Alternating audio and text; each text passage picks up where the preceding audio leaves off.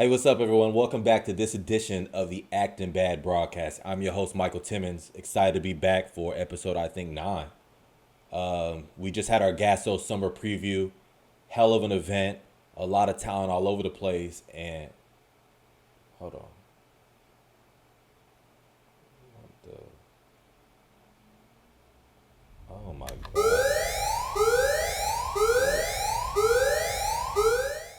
Oh. Hey, man, we got a lot to talk about. Seven Spurlock. Hey, I was going to wait to get to this, but you was acting bad, man. Let's get it. Ain't no stopping the champagne from popping. This is the life.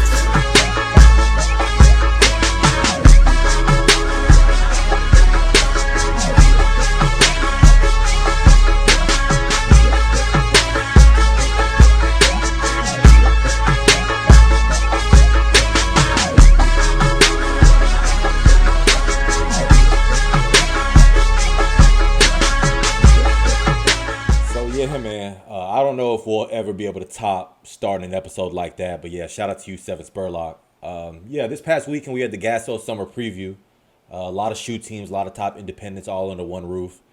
It's always great when we get a chance to put on an event where we cater to every level of prospect. We're always preaching, build your momentum at GASO, everyone's big stage, tell your story, and we believe it. It doesn't matter if it's high major guys, 5-star. Like, we have the capability to put on events for every level of talent and help every level of player.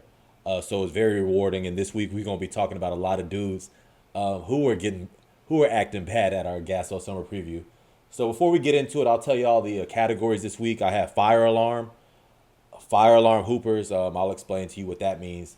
We have the Island Boys, nightmares in transition, and guards who guard. As always, if you're new to the show, go ahead and hit that subscribe button on the TexasHoops TV channel. I really appreciate you. So I can keep buying shirts to Represent. Shout out to Represent, the unofficial official sponsor of today's episode. But yeah, you get all the game recaps from our GASO events, some of the top games. There's just no better channel to subscribe to than the TexasHoops TV channel. So I appreciate y'all rocking with me. So let's get it started, man. Fire alarm dudes. So I came up with this idea because when I hooped, we went to Vegas for an event. And when you go to Vegas as a hooper, you're excited to be out there, good energy, good vibes. The crew were all at Circus doing our thing. Well, you finally get to hoop. And we just happened to get our first game against Nike Team Florida. And I'll say this, man. We was down 17 or 18-0.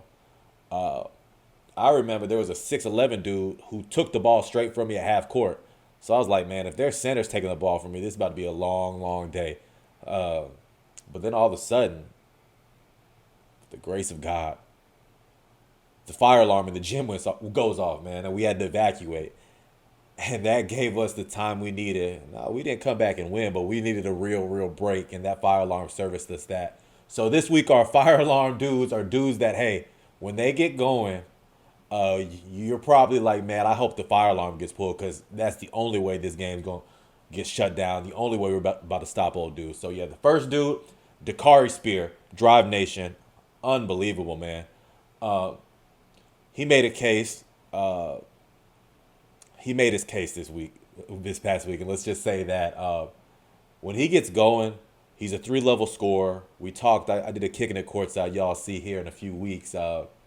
He's a 3-level scorer, shoots it from 3, mid-range, the pull-up game, so smooth. Now he's getting up and above and attacking the rim. He's virtually unguardable, footwork crazy. He was in one of those zones this week for Drive Nation. So yeah, this Kari Spear was definitely a fire alarm dude. That was the only way you was going to stop him. And unfortunately, the fire alarm didn't go off, so he kept doing what he wanted to do. So shout out to you, Dakari Spear. My next guy, Darius Johnson of Lee Green. We put Lee Green up to it this past week, and let's just say that they were missing a couple guys. And while some of the final scores didn't go their way, I mean, Darius Johnson was on one of them heaters, man. Like, you can see some of these highlights right here. He was getting to it whenever he wanted. And the only way to stop him was, unfortunately, they had 5 players, so that was one way. But the only other way was going to be the fire alarm. And once again, unfortunately, the dudes that was trying to check Darius, the fire alarm didn't go off. So Darius, fire alarm guy, shout out to you for acting bad. And then my third and final one, I've talked about him plenty in all of our post-event stuff with GASO. And when I say post-event stuff, subscribe to the GASO Fast Break newsletter, where we do a lot of content. Our GASO cast, GASO Extra, the Acting Bad. We just got always content, man. We're more than an event at GASO. Just because the event's over don't mean the content stops. So I've been talking about this dude, Chase Richardson from Gulf Coast Blue Chips, all week, it seems like. And, man, when he got to it, he got to it. The pull-up, finishing at the rim. The lefty dunk, that should have been, is it a dunk? Comment below if this Chase Richardson play. Do we give that a dunk? Yes or no? But just his elevation on the pull up, just everything about his game just screams, hey, you ain't shutting brother down unless the fire alarm goes off. So shout out to you, Chase, for acting really bad. So yeah, those are our fire alarm dudes this weekend, from this past weekend at the GASO summer preview. Comment below who else fits that fire alarm type performance, because there's a lot of dudes getting to it. So moving on, Island Boys. So these are the dudes that I have that one-on-one ISO game is just, you don't want to be on the island with these dudes because they're gonna wreak havoc. So the first one, Keontae Graybear. I mean, just one of the most smooth, polished scorers that we have in the state. Well, I'm gonna still claim you, Keontae. Shout out to you committing to go play at Link next year on the big national stage. But yeah, Keontae, just such a smooth scorer. A lot of times dudes that have real bags to them settle. I'll say this: when he gets the jump shot off, it's not a settle because he's one of the best shooters that we have off the dribble. Yeah, that's just not an island you want to be on. So shout out to you, Keontae. You're an island boy. I'm not gonna keep singing it either, but I might.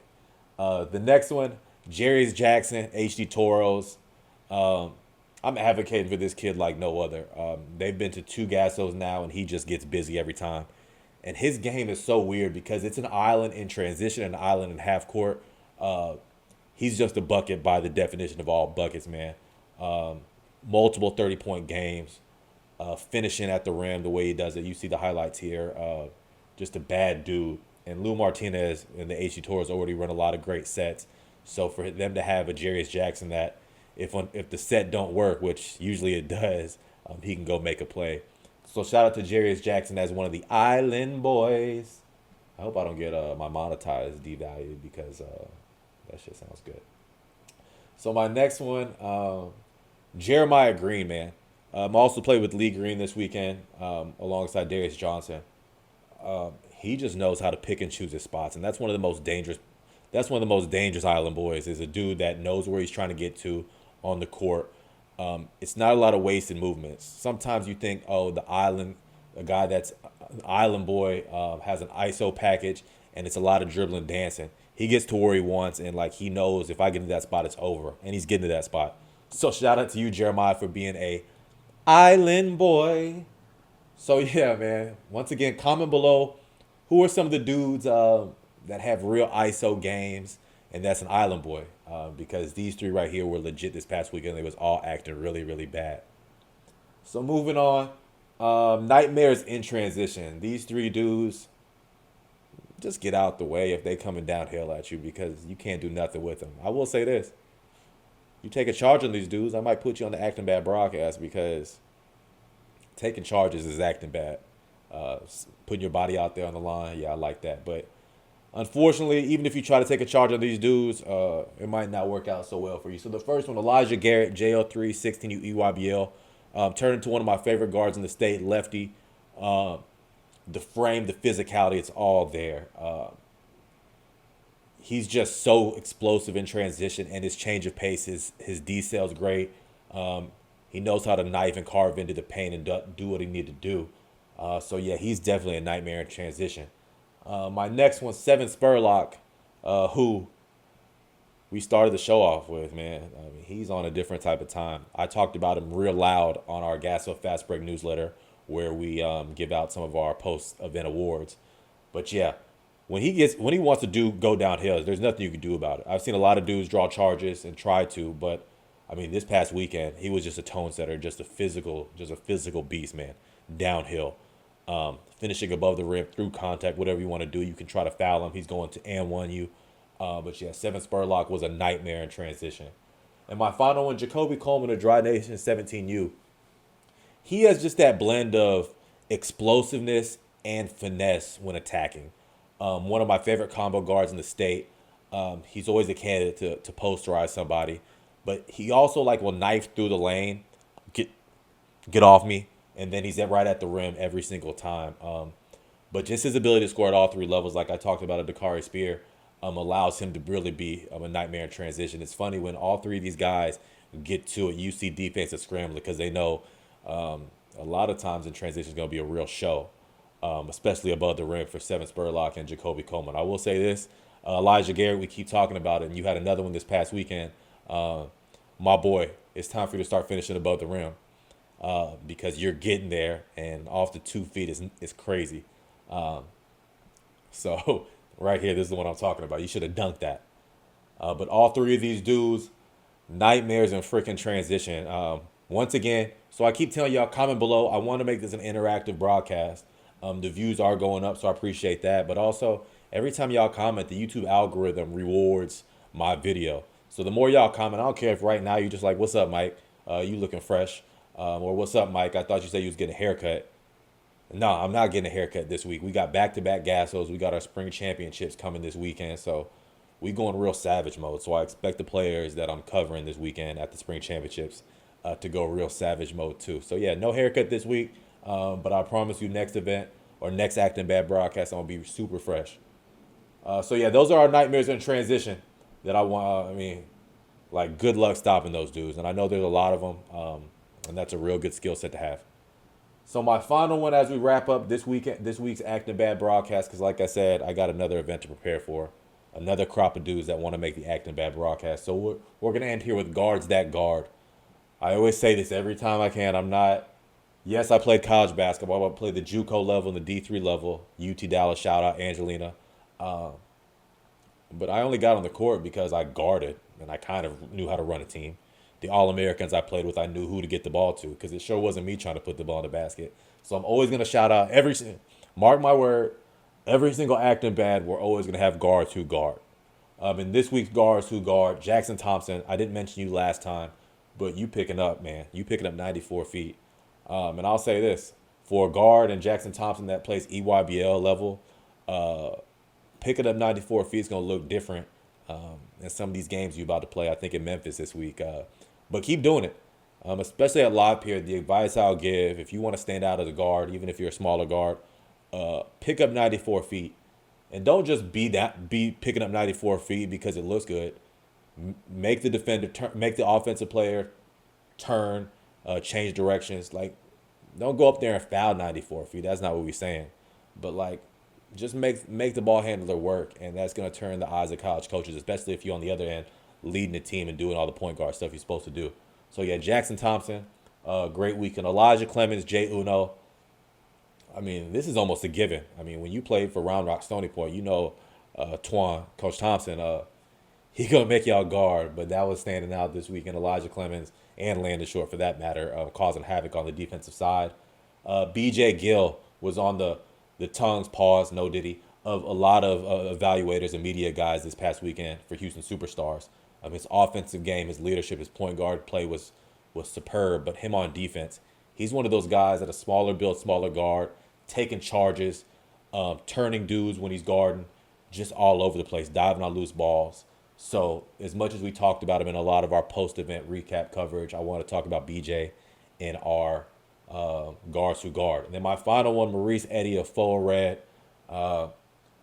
We gave Foa a lot of top competition this weekend, and they played really, really well. And going into the event, I was like, Maurice Eddy shoots the ball well. I like what he does in the offensive end. But seeing him guard as a 2026, that's the next level of his development that he brought for the first time we were able to see Foa this weekend. So I was very impressed with Maurice Eddy on the defensive end. So those are my guards who can guard. Once again, let me know. Honestly, right now is when all y'all watching should say some guard who can guard, because if you're a guard and you're not guarding, then what are you doing? Because I know the bag ain't that silly. So yeah, comment below who are some guards that like that's a real skill set and like part of who they are, their identity. Comment below. But yeah, that'll do it for this week's Acting Bad broadcast. GASO summer preview. Like I said, GASO, we're right back at it this week with the spring championships. What I'm most excited about is all brackets. So there's no, hey, let us play at this time versus this team. No, ain't no running our brackets. I'm a lot of high level teams, high level prospects that I'm excited. Once I get to sleep, some on Sunday because it's gonna be a long weekend, and once I get my bearings back Monday or Tuesday, I'm gonna shoot our next Acting Bad broadcast, and I'm already knowing bracket play is gonna bring out a whole different animal. The buzzer beaters, the game winners. You're playing for something for real this weekend. So make sure you bring it. And as we talked about, is a summer preview at the GASO this past weekend, and we previewed a lot of dudes that are, a lot of the EYBL teams are going to Memphis this week. Under Armour is going to South Carolina. Go represent Texas, man. Go do your thing. And we know y'all are going to be back at the GASO soon doing your thing, so go put on. But for now, let me go edit this. Once again, I'm the talent, I'm the editor, I'm the poster. So let me edit this so I can get it out to y'all. But as always, I'm super blessed to be able to talk to y'all about what I'm talking about, and I'm super blessed for y'all to watch and show me love. Until next time, this is the Acting Bad broadcast. I'm out.